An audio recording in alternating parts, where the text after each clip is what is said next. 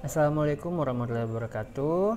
Anak-anakku semuanya, hari ini Rabu 11 Agustus 2021 kalian akan belajar tentang materi daur hidup kupu-kupu.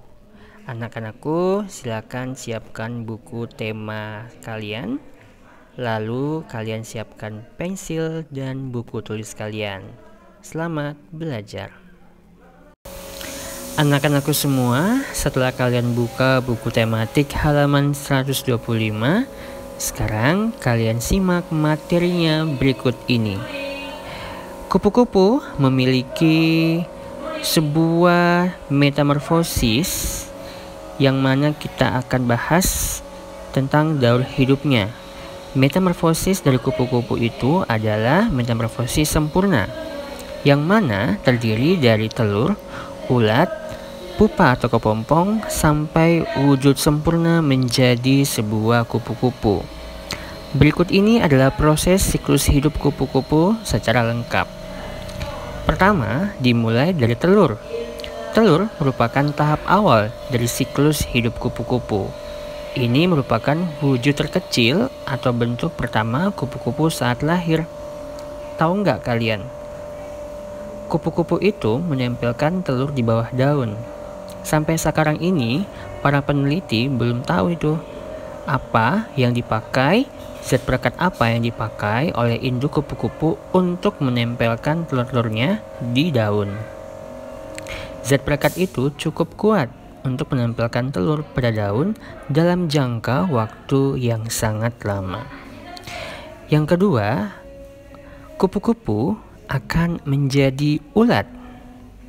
Daur hidup kupu-kupu selanjutnya adalah ulat. Ketika menetas, isi telur berubah menjadi ulat atau larva. Ukuran ulat kupu-kupu itu beragam, tergantung induk dan jenisnya. Tidak banyak yang bisa dilakukan ulat saat fase ini. Mereka hanya bisa makan, dan makan, sampai melangkah ke tahap metamorfosis selanjutnya. Makanan utama ulat kupu-kupu tentunya daun hijau segar. Daun mengandung nutrisi yang tinggi sehingga cukup memasok kebutuhan ulat selama masa persiapan menjadi kepompong. Ulat kupu-kupu mungkin terlihat sangat menggemaskan, namun kalian jangan salah. Ulat pada kupu-kupu ini mengeluarkan racun ketika terancam. Racun tersebut bisa membunuh serangga atau hewan 10 kali lebih besar dari tubuh ulat. Ulat siap berubah menjadi kepompong setelah panjangnya mencapai 5 cm. Nah, jadi anak-anak, ketika telur dari kupu-kupu ini menetas dan menjadi ulat, ternyata dia tidak bisa diganggu.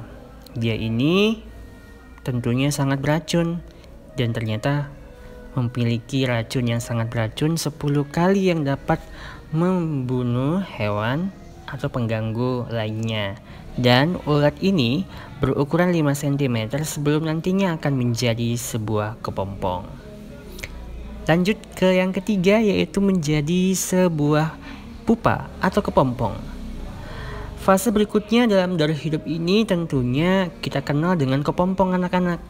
Pada tahap ini, ulat dewasa berubah menjadi sebuah tempurung yang terbuat dari benang alami.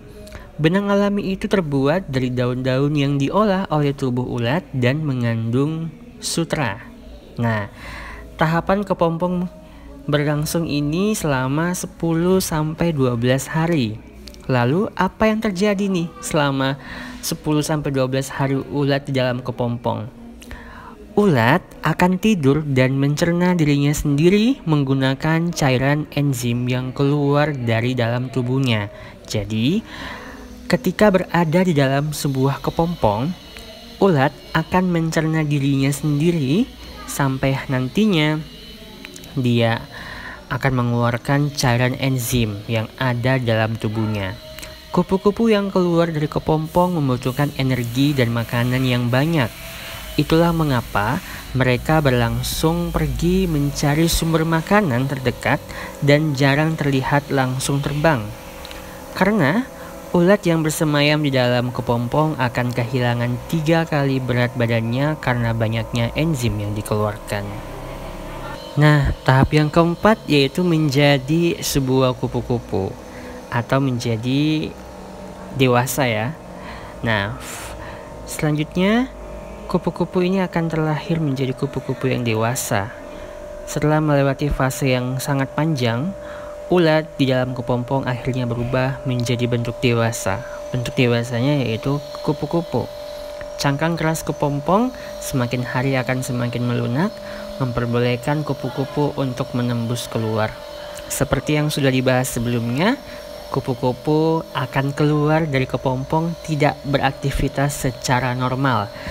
Dia tidak terbang, tapi dia akan melewati fase pengembangan dan pengeringan terlebih dahulu. Kupu-kupu baru akan menyesuaikan diri dengan lingkungan sekitar dengan cara makan dan berlindung dari gangguan hewan-hewan yang lain. Setelah badannya dirasa sudah kuat untuk membentangkan sayap, mereka baru berani terbang dan berpergian sesuka hati. Itulah dia tahapan demi tahapan yang dialami oleh kupu-kupu. Fasenya lumayan panjang anak-anak ya, sekitar hampir 10 hingga 12 hari. Jadi bisa disimpulkan bahwa fase daur ulang kupu-kupu itu dimulai dari telur, ulat, kepompong, kupu-kupu. Kita ulangi sekali lagi, dia menjadi telur, ulat, kepompong, dan kupu-kupu. Oke anak-anakku semuanya, kita sambung ke halaman 125 di bawah, yaitu kita akan menjawab bersama-sama tahap pertama telur. Nah, seperti yang sudah dijelaskan di pemaparan yang disampaikan, bahwa tahap pertama kupu-kupu akan menetaskan sebuah telur. Jadi kita akan jawab pertama, yaitu telur akan menetas dalam beberapa hari dan akan menjadi ulat. Kalian silakan tulis di kolom yang sudah disediakan, yaitu kalian tulis telur akan menetas dalam beberapa hari dan akan menjadi ulat. Kita sambung di halaman 126 di pertanyaan tahap kedua ulat. Di tahap kedua akan menjadi ulat. Ulat akan memakan daun-daunan sehingga tubuhnya menjadi besar. Setelah itu, ulat akan mencari tempat yang aman untuk berdiam diri menjadi bentuk kepompong. Ayo, silakan kalian tulis. Ulat akan memakan daun-daunan sehingga tubuhnya menjadi besar. Setelah itu, ulat akan mencari tempat yang aman untuk berdiam diri menjadi bentuk kepompong. Baik anak-anak, kita lanjut ke tahap ketiga. Tahap ketiga, dia akan menjadi sebuah kepompong. Kalian bisa tuliskan, setelah ulat menjadi kepompong, ia akan bergantungan untuk bermetamorfosis atau berubah menjadi kupu-kupu. Sekali lagi, kalian bisa tuliskan, setelah ulat menjadi kepompong, ia akan bergantungan untuk bermetamorfosis atau berubah menjadi kupu-kupu. Oke, kita lanjut ke tahap keempat. Tahap keempat yaitu kupu-kupu.